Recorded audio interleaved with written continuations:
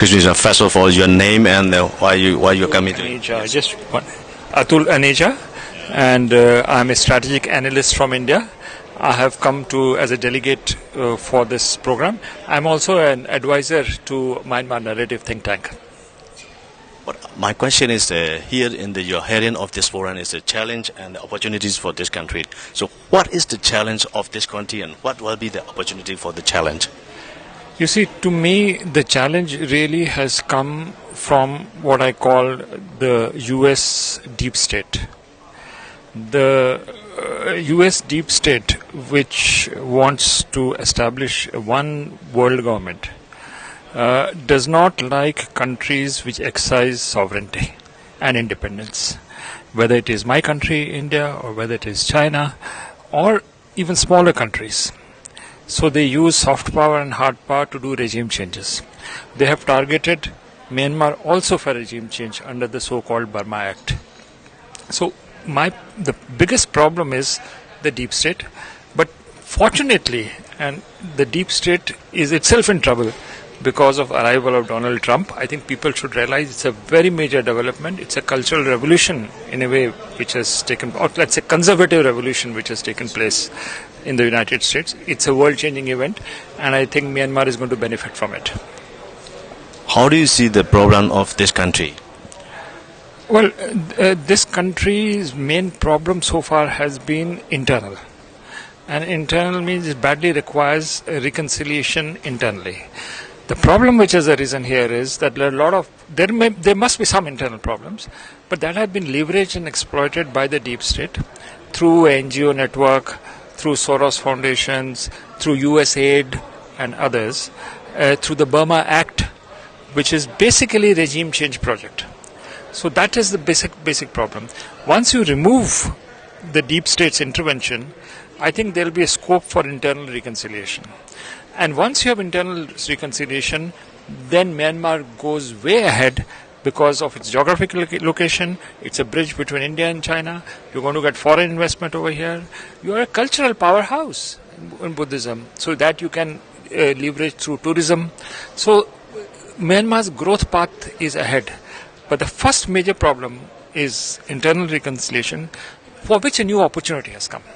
Now we can move from the stage of fighting to the stage of negotiations. We're somewhere in the middle. Simultaneously, there will be fighting and negotiation. If everything goes well, it will culminate in the elections, which will then set a new stage for revival of Myanmar. That's the roadmap I see optimistically. I think it goes on because I again want to repeat that the US aid's termination by the Trump administration and this idea of non-interference, which is essentially the new American foreign policy, will benefit big time. This was not possible before Trump, but now it's possible. So you have a structural change which has taken place, and within this structural change, I think there's a pathway for reconciliation and then simultaneously rise and growth of Myanmar. Because according to the promise of our Prime Minister, they're going to have the election end of this year or maybe beginning of the next year. That will be the answer for the conflicts of this country? See, I think one process between now and January is a very important phase. I think now is a time to really think out and reach out to the insurgent groups, terror groups. I don't see terror groups you can exclude, but insurgent groups, ethnic groups, you should start as an opportunity for a fresh dialogue. They would have also understood by now that they are not going to have the superpower backing them. So their mindset has also changed. So between now and elections, I think that it's a very intense phase where you have to reach out and see and talk to. There'll be, say, out of 10 organizations, 4 may be willing to talk. So you start with the 4. And, that sends a message to the others. So once that reconciliation process takes place, I think after that, elections are going to be very meaningful and very, very acceptable to not only people of Myanmar, but even to the rest of the world. So that bit of peace, internal peace process between now and elections, I think, is doable, is necessary. But again, you need very active diplomacy and outreach right now, a very proactive approach to do it. I think you can do it.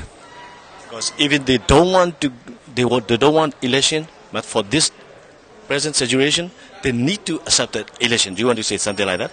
I think they need to accept elections because, you see, otherwise you fight on the battlefield.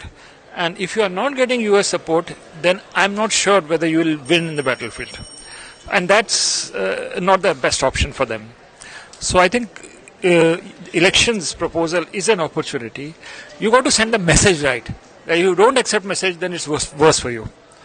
So come on the table. The both process, pressure and opening of dialogue. When you do the two together, that can yield results.